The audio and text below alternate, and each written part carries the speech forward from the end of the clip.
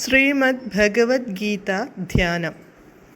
നാരായണം നമസ്കൃത്യ നരം ചൈവ നരോത്തമം ദേവീം സരസ്വതീം വ്യാസം തതോ ജയമുദീരയേത്.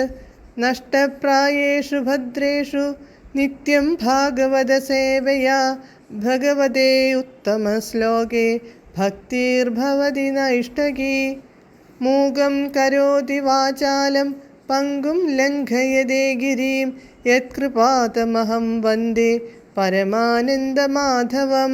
ശ്രീഗുരും ദീനതാരിണം ശ്രീചൈതന്യമീശ്വരം. ഓം അജ്ഞാനതിമിരാന്ധസ്യ ജ്ഞാനാഞ്ജനശലാകയാ ചക്ഷുരുന്മീലിതം യേന തസ്മൈ ശ്രീഗുരവേ നമഃ.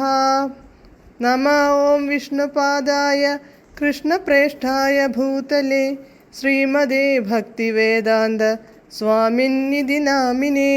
നമസ്തേ സാരസ്വതേ ദേവേ ഗൗരവാണി പ്രചാരിണേ നിർവിശേഷ ശൂന്യവാദി പാശ്ചാത്യദേശതാരിണേ. ജയ ശ്രീകൃഷ്ണ ചൈതന്യ പ്രഭു നിത്യാനന്ദ ശ്രീ അദ്വൈത ഗദാധര ശ്രീവാസാദി ഗൗരഭക്തവൃന്ദ. ഹരേ കൃഷ്ണ കൃഷ്ണ കൃഷ്ണ ഹരേ ഹരേ, ഹരേ രാമ രാമ രാമ ഹരേ ഹരേ.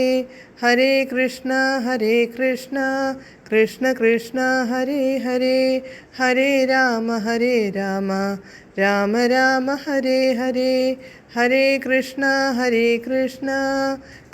കൃഷ്ണ ഹരേ ഹരേ, ഹരേ രാമ രാമ ഹരേ ഹരേ. ഭഗവത്ഗീത യഥാരൂപം. അധ്യായം 13. പ്രകൃതി, പുരുഷൻ, ക്ഷേത്രജ്ഞൻ. ശ്ലോകം 21, പേജ് നമ്പർ 687. കാര്യകാരണകർത്തൃത്വേ ഹേതുഃ പ്രകൃതിരുച്യത്തെ പുരുഷഃ സുഖദുഃഖാനാം ഭോക്തൃത്വേ ഹേതുരുച്യത്തെ. പദാനുപദം. പ്രകൃതിഃ ഭൗതിക പ്രകൃതി, കാര്യകാരണകർത്തൃത്വേ കാര്യം കാരണം, കർത്തൃത്വം ഇവയിൽ, ഹേതു ഹേതുവെന്ന്, ഉച്യത്തെ പറയപ്പെടുന്നു, പുരുഷഃ ജീവസത്ത, സുഖദുഃഖാനാം സുഖദുഃഖങ്ങളുടെ, ഭോക്തൃത്വേ ഭോക്തൃത്വത്തിൽ അനുഭവിക്കുന്നതിൽ, ഹേതു ഹേതുവെന്ന്, ഉച്യത്തെ പറയപ്പെടുന്നു. വിവർത്തനം. ഭൗതികങ്ങളായ എല്ലാ കാര്യകാരണങ്ങൾക്കും ഹേതു പ്രകൃതിയാണെന്നും ഈ ലോകത്തിൽ വിവിധ സുഖദുഃഖങ്ങൾക്ക് ഹേതു ജീവസത്തയാണെന്നും പറയപ്പെടുന്നു. ഭാവാർത്ഥം. ജീവികൾക്ക് ദേഹേന്ദ്രിയാദികളിലുള്ള വൈവിധ്യത്തിന് കാരണം ഭൗതിക പ്രകൃതിയാണെന്ന് പറയുന്നു. വിഭിന്നാകൃതിയിലുള്ള 84 ലക്ഷം ജീവികളുണ്ട് പ്രപഞ്ചത്തിൽ. പ്രകൃതി സൃഷ്ടങ്ങളാണിവയെല്ലാം. ഓരോ തരത്തിലുള്ള ശരീരത്തിൽ ജീവിക്കണമെന്നിച്ഛിക്കുന്ന ജീവാത്മാവിൻ്റെ വ്യത്യസ്ത ഭോഗക്രിയകളിൽ നിന്ന് അവ ഉടൽക്കൊള്ളുന്നു. വിവിധ ശരീരങ്ങളിൽ ഇരുന്നു കൊണ്ട് നാനാവിധങ്ങളായ സുഖദുഃഖങ്ങൾ അനുഭവിക്കുകയും ചെയ്യുന്നു. ഈ ഭൗതിക സുഖദുഃഖങ്ങൾക്ക് കാരണം ശരീരമാണ്, ആത്മാവല്ല. ജീവാത്മാവിൻ്റെ സ്വാഭാവികാവസ്ഥയിൽ അതിന് ആനന്ദം അനുഭവിക്കാമെന്നതിനു സംശയമില്ല. അതുകൊണ്ട് അതാണതിൻ്റെ യഥാർത്ഥ അവസ്ഥ. ഭൗതിക പ്രകൃതിയെ കീഴടക്കാൻ ആഗ്രഹിച്ചതുകൊണ്ടാണ് ജീവാത്മാക്കൾ ഭൗതിക ലോകത്തിൽ വരുന്നത്. ആധ്യാത്മിക ലോകത്തിൽ അങ്ങനെയൊന്നില്ല, വിശുദ്ധമാണത്. ഭൗതിക പ്രപഞ്ചത്തിലാവട്ടെ ശാരീരിക സുഖങ്ങൾക്കു വേണ്ടി ഏവരും കഠിന പ്രയത്നം ചെയ്തുകൊണ്ടിരിക്കുന്നു.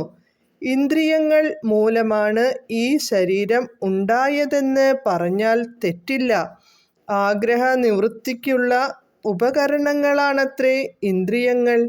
ശരീരവും അതിൻ്റെ ഉപകരണങ്ങളായ ഇന്ദ്രിയങ്ങളും ഭൗതിക പ്രകൃതിയുടെ ഉപഹാരങ്ങളാണ്. അടുത്ത ശ്ലോകത്തിൽ വിവരിക്കുന്നതുപോലെ തൻ്റെ ആഗ്രഹങ്ങളും ഭൂതകാല കർമ്മങ്ങളുമനുസരിച്ച് അനുഗൃഹീതങ്ങളോ ശബ്ദങ്ങളോ ആയ പരിതസ്ഥിതികൾ ജീവാത്മാവിന് ലഭിക്കുന്നു. തൻ്റെ ആഗ്രഹങ്ങൾക്കും പ്രവൃത്തികൾക്കുമനുസരിച്ചാണ് ഓരോ വ്യക്തിയെയും ഭൗതിക പ്രകൃതി തനതായ വാസസ്ഥാനങ്ങളിൽ എത്തിക്കുന്നത്. സ്വന്തം വാസസ്ഥാനങ്ങളെയും തനിക്കനുഭവപ്പെടുന്ന സുഖദുഃഖങ്ങളെയും ഓരോ ജീവനും സ്വയം തെരഞ്ഞെടുക്കുകയാണ്. ഒരു പ്രത്യേക തരം ശരീരം സ്വീകരിച്ച ശേഷം ജീവൻ പ്രകൃതിക്കധീനനായി തീരുന്നു. ശരീരം ഭൗതികമാകയാൽ അതിന് ഭൗതിക നിയമങ്ങളനുസരിച്ച് വേണം പ്രവർത്തിക്കുവാൻ. തത്സമയം ആ നിയമത്തെ ലംഘിക്കാനുള്ള ശക്തി ജീവസത്തയ്ക്കില്ലതാനും. ഒരു ജീവാത്മാവിനെ നായയുടെ ശരീരത്തിൽ പ്രവേശിപ്പിച്ചു എന്ന് കരുതുക. ഉടനെ ആ ജീവൻ നായയെപ്പോലെ പ്രവർത്തിച്ചു തുടങ്ങും. അതിന് മറ്റൊരു വിധത്തിൽ പെരുമാറാനാവില്ല. ഒരു പന്നിയുടെ ദേഹത്തിലാണകപ്പെട്ടതെങ്കിൽ ഒരു പന്നിയെപ്പോലെ ജീവിക്കാനും അമേദ്യം ഭക്ഷിക്കാനും നിർബന്ധിതനായി തീരുന്നു. ഒരു ദേവന്റെ ശരീരത്തിൽ പ്രവേശിപ്പിക്കപ്പെട്ട ജീവാത്മാവിന് ദേവോചിതമായി പെരുമാറാനിടവരുന്നു. പ്രകൃതി നിയമമാണിത്. പക്ഷേ ഏതു ശരീരത്തിലായാലും ചുറ്റുപാടിലായാലും വ്യക്തിഗത ജീവാത്മാവോടൊപ്പം പരമാത്മാവുമുണ്ട്. മുണ്ഡകോപനിഷത്ത് 3:11 പറയുന്നു: ദ്വാ സുപർണ സയുജാ സഖായഃ. ഭഗവാന് ജീവനോടത്യന്തം കനിവുള്ളതുകൊണ്ട് എവിടെയും എപ്പോഴും പരമാത്മരൂപേണ കൂടെ നിൽക്കുന്നു. ഹരേ കൃഷ്ണ.